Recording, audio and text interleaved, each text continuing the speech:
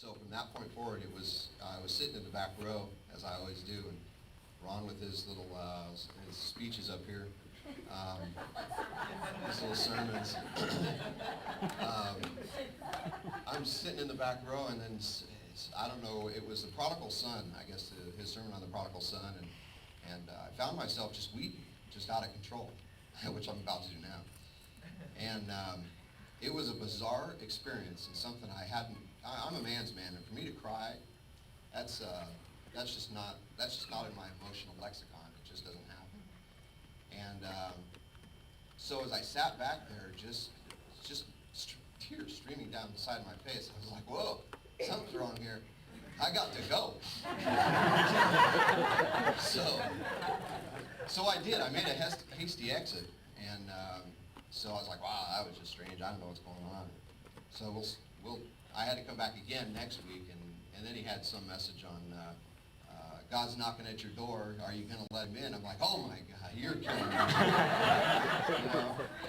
So I started again streaming tears down the side of my face. I'm like, something's wrong here. So I threatened him one day. I said, well, what I'm going to do is I'm going to take your tape out there because I don't believe that you're really saying the words that you're saying. I believe that you're talking to me and that everybody else hears different words, and something's going on here that I can't appreciate. So I did. I took his tape and I took it home, and I listened to it, and it hit me again, and I'm sitting in my chair going, oh, God, something's going on here, and I'm not digging it. So it was really a welling up of emotion. So Shannon, it was really neat to see how through some different kinds of experiences, God just kind of grabbed you, especially in that communion service. Okay, grabbed a hold of me, picked me up, shook me, and put me back down is what he did. Okay. You enjoyed that, huh? Yes, actually, I did. What was that like for you?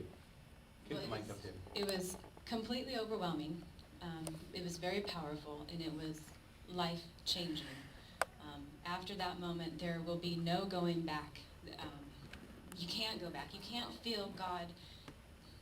You cannot feel God reach into you and let you know very powerfully that he's there, and ignore that and walk away from that.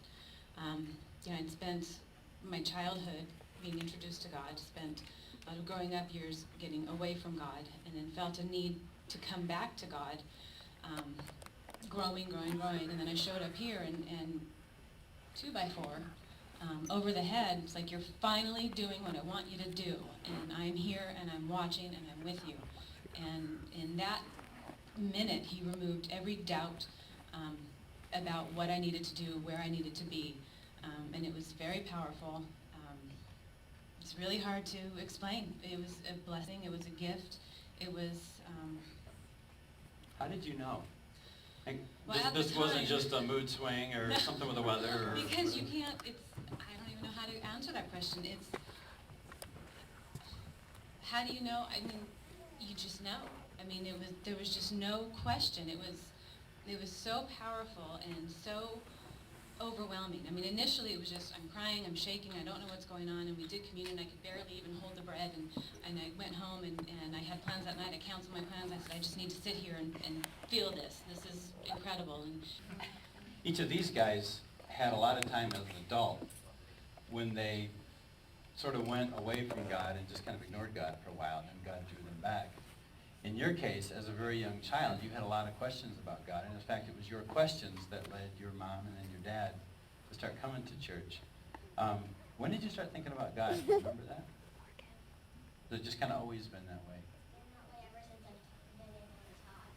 Okay, which was like 8 months, something like that. What were some of your? Tell us how you first got to know God. What was that like? What are the things you wondered about? What did you pray to God, like when you were really young, or how did this whole thing start to happen inside Riley? It started when I started asking questions about God, as if I didn't know about him or anything he did in my life, because I didn't read the Bible back then when it started. And then my mom didn't know any of the answers to my questions about him, so she started going to church with me. We went to church sometime and then we moved here. We found this church and said this is the church for us. And for myself, I felt like I had a connection with God probably before I started elementary school, but in my teenage years I started to drift away and started to have doubt, and could anyone love me as much as everyone says they do?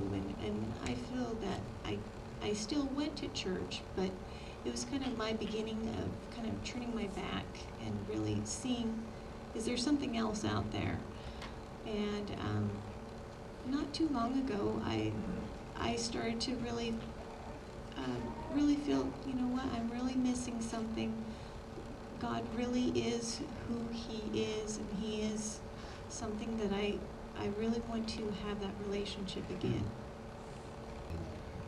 That kind of rang a bell to me, because I've always heard, people telling me that, Jesus died for our sins, and it really was never personable. And putting it into that perspective, to me that was kind of an ultimate sacrifice, that somebody who didn't even know me thousands of years ago actually, died for everything that I'm doing wrong today, and, still accepting me and loving me. And that it wasn't just the sins of the whole world, but it was also Brian's sins.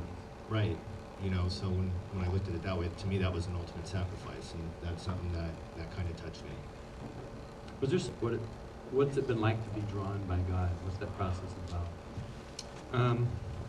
Kind of like you were talking about with the rototiller, sometimes breaking apart all the stuff that generally gets in your way.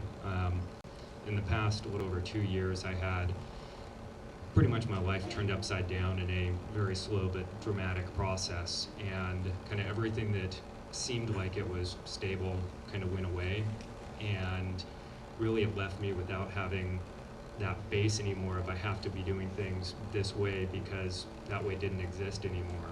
And I really still felt the opportunity recently, towards the beginning of this year and coming up through summer, that I needed to go to church more, and it was a slow process until I came to the gathering.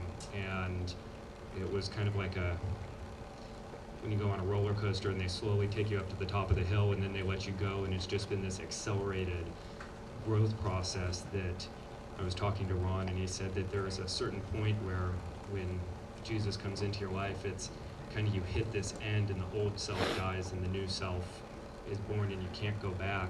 And I keep looking at it kind of like what Brian said. I didn't have a specific instance where all of a sudden Jesus showed up in my life one day and I could say that that's the day that it happened. But if I look back over the past 2 months, it's almost like a 90-degree turn, that there's no way I could go back anymore to who I was, but there's no specific pinpoint. It's just been this, all of a sudden looking now, I go, Jesus is in my life, and there's no way I could act the way I used to do. And recently I got a job. I start tomorrow morning, my first job ever. And so it's just it took beating me down and breaking me before I could really experience that joy. And I told Ron this, and my wife has seen this, is that I really do have a sense of joy now. And I struggle still, believe me, not with the faith thing necessarily, but with the giving it up and saying, I get so intense on, God, this has got to happen. And then I'm like, okay, look, I got all this anxiety. Here you go, Lord. There you go. Now just take care of it and get back to me when it's done. And predominantly that's happened for the most part. And so I guess I'm being welcomed back into the family of God.